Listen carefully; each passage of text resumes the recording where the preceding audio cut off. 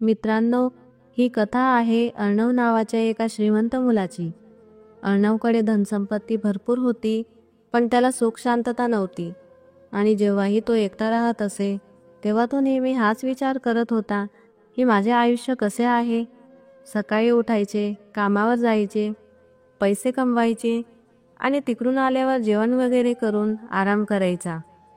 त्यानंतर पुन्हा सकाळी उठून त्याची हीच रुटीन असायची. त्यामुळे तो आपल्या या रुटीनला कंटाळला होता. एके दिवशी तो आपली गाडी घेऊन इकडे तिकडे फिरू लागला आणि तो विचार करू लागला की अशी कोणती जागा आहे जिथे मला शांतता मिळेल, जिथे मला थोडा वेळ घालवायचा आहे. या विचारानेच तो आपल्या घरून निघाला होता. फिरता फिरताना अचानक तो एका गावात पोहोचला. त्या गावात कोणतीही प्रकारची सोय नव्हती. तेथे लाईटही नव्हती आणि दुसरी कोणतीही सोय नव्हती. त्या गावात फिरता फिरता त्याला संध्याकाळ होते आणि जेव्हा तो परत येण्याचा विचार करतो तेव्हा मुसळधार पाऊस सुरू होतो. पाऊस सुरू झाल्या कारणाने तो गाडीतच थांबतो आणि विचार करतो की मी हळूहळू निघून जाईल. जसाही तो तेथून निघून जाण्यासाठी निघतो, थोड्याच अंतरावर त्याची गाडी बंद पडते आणि गाडी बंद पडताच त्याला चिंता वाटू लागते की आता काय करावे. मग त्याला विचार येतो की मी कोणाला तरी फोन करून बोलावून घ्यावे, नक्कीच कोणीतरी मला घ्यायला येईल. जसाही तो फोन करण्यासाठी फोन काढतो तर फोनला नेटवर्क नसते. ते पाहूनही त्याला थोडे टेन्शन येते, पण समोरच त्याला एक झोपडी दिसते. झोपडीतून त्याला थोडे उजेड दिसत होते, त्यामुळे त्याने तिथे जाण्याचा विचार केला. झोपडीत कोणाकडे तरी फोन असेल आणि त्या फोनवरून मी माझ्या नातेवाईकांना फोन करू शकतो, असा विचार तो करू लागला. आता तो गाडीतून उतरून त्या झोपडीत गेला. झोपडीत गेल्यावर त्याला तिथे दोघी आईलेकी दिसल्या. आई खूप वयस्कर वाटत होती आणि मुलगी देखणी आणि तरुण होती. त्या मुलीला पाहता क्षणी तो तिच्या प्रेमात पडतो. त्या मुलीचे नाव कावेरी असते. कावेरी त्या गावातच आपल्या आईसोबत राहत होती आणि ते शेती करत होते. शेतीतूनच ते आपला उदरनिर्वाह करत होते. तिचे वडील खूप आधीच वारले होते. वडील गेल्यानंतर ती तिच्या आईची खूप काळजी घेऊ लागली. कावेरीचा स्वभाव खूप मोकळा होता. ती सर्वांची मदत करत असे. कोणाचीही मदत करणे आणि त्यांचा सन्मान करणे असा तिचा स्वभाव होता. अर्णवला तेथे पाहून कावेरी त्याला विचारपूस करू लागते की तुम्ही कोण आहात आणि येथे काय करत आहात. तेव्हा अर्णव तिला सांगतो की मी या गावात फिरण्यासाठी आलो होतो आणि जाताना अचानक माझी गाडी बंद पडली आणि माझ्या मोबाईललाही नेटवर्क नाही. त्यावर कावेरी त्याला म्हणाली की या गावात जास्त करून नेटवर्क नाही आणि जेव्हा पाऊस पडतो तेव्हा तर मोबाईलला अजिबात नेटवर्क राहत नाही. ही गोष्ट ऐकून अर्णवला टेन्शन आले की आता काय करावे. कावेरी त्याला म्हणते की तुम्ही टेन्शन घेऊ नका, तुम्ही रात्रभर इथेच थांबा. तेवढ्यातच कावेरीची आईही तिला विचारू लागते की कोण आले आहे. तेव्हा कावेरी आपल्या आईला अर्णवबद्दल सर्व काही सांगते. कावेरीची आईही त्याच्या जवळ येते आणि अर्णवला सांगते की जर तुझी गाडी खराब झाली आहे तर बेटा तू रात्रभर इथेच थांब, आम्हाला काहीही हरकत नाही. सकाळ झाल्यावर तू आपली गाडी रिपेअर करून येथून जाऊ शकतो. आता अर्णवकडेही दुसरा कोणता पर्याय नव्हता, त्यामुळे त्याने तेथेच थांबण्याचा निर्णय घेतला. त्या दोघींचं अंथरूण आधीच टाकलेलं होतं. त्यानंतर कावेरीने अर्णवचे अंथरूण तयार केले. त्यानंतर कावेरीची आई तिला सांगते की त्याला खाण्यापिण्यासाठी विचार. आधी तर तो नकार देतो, पण कावेरीची आई त्याला आग्रह केल्यानंतर तो खाण्यासाठी तयार होतो, कारण दिवसभरापासून त्यांनीही काही खाल्ले नव्हते आणि त्याला भूकही लागली होती. कावेरी त्याला खाण्यासाठी जेवण आणते. ते जेवण अगदी साधे होते. त्यात भाजी, भात आणि भाकरी होते. आधी तर ते जेवण पाहून अर्णवला थोडे वेगळे वाटते, पण त्याचा नाईलाज होता, त्यामुळे तो खाऊ लागला. पण जी शांतता शोधण्यासाठी तो फिरत होता ती शांतता आता त्याला कावेरीच्या घरात मिळाली होती.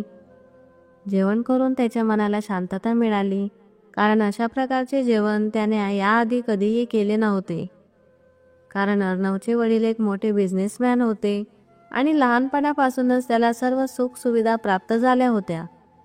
तो पोट भरून जेवण करतो आणि त्यानंतर तो आपल्या खाटेवर आराम करण्यासाठी जातो. अनिताही आता तिच्या अंथरुणावर पडते. पडल्या पडल्या अर्णव विचार करू लागला की जी सुख शांतता मला हवी होती ती मला या झोपडीत मिळाली आहे. हा विचार करता करता तो त्याचा भूतकाळही आठवतो. त्यानंतर तो विचार करतो की माझ्या घराचा एक रूम जेवढा आहे तेवढे हे पूर्ण घर आहे आणि या लोकांचे जीवन कशा प्रकारचे असते याबाबतीत तो विचार करू लागला. आणि टीव्ही, फ्रीज, कूलर यासारख्या कोणत्याही प्रकारच्या सुखसुविधा या घरात नाही. हाही विचार करता करता त्याला गाढ झोप येते. या घरात पंखा नसतानाही त्याला एवढी छान झोप आली होती जी त्याला त्याच्या घरात सर्व सुखसुविधा असतानाही येत नव्हती. सकाळी उठल्यावर जेव्हा त्याने पाहिले तर त्या घरात त्या दोघेही आईलेकी नव्हत्या. त्या आपल्या शेतात कामासाठी गेल्या होत्या. थोड्या वेळानंतर त्या दोघीही त्याला येताना दिसल्या. त्यांच्या हातात गाई म्हशींसाठी चारा होता.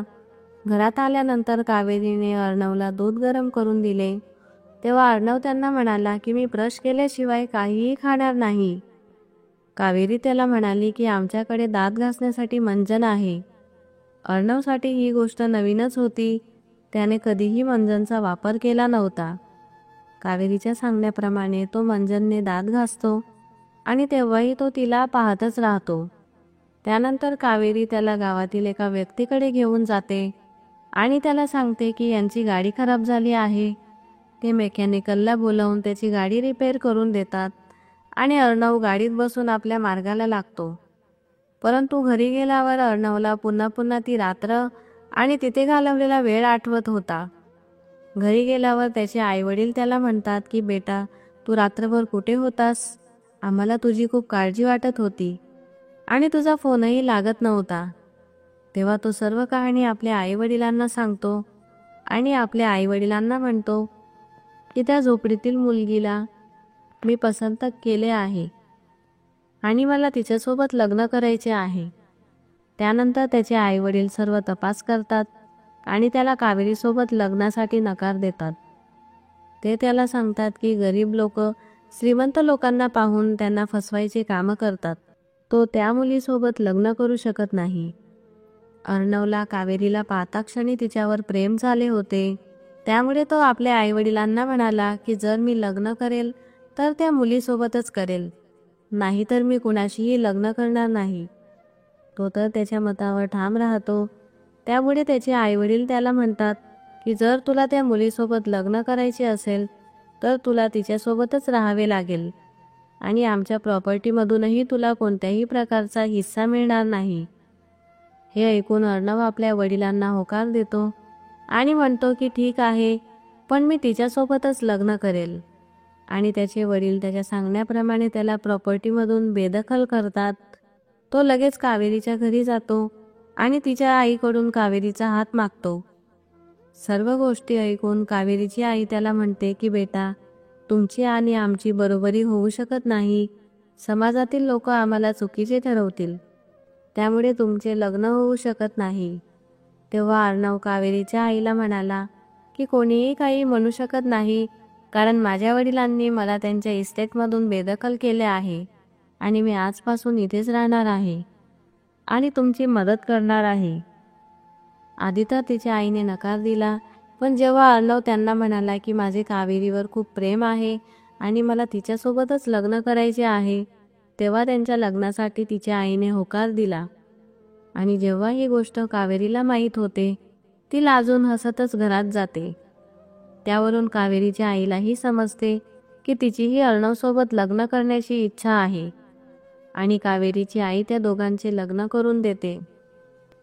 ते गावातील काही लोकांना बोलावतात आणि मंदिरात जाऊन त्या दोघांचे लग्न लावून देतात.